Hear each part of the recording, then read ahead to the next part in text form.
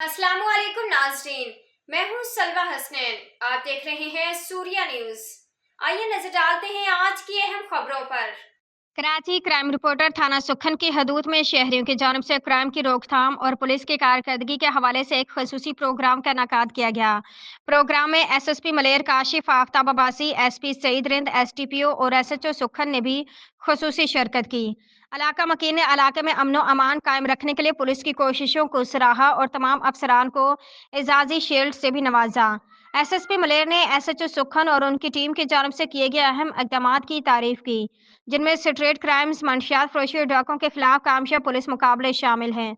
उन्होंने बताया कि सुखन पुलिस ने गुज़श्ता 3 माह में 13 पुलिस मुकाबले किए, जिनके नतीजे में 25 मुलजमान को जख्मी हालत में गिरफ्तार किया गया और एक डाकू हलाक हुआ।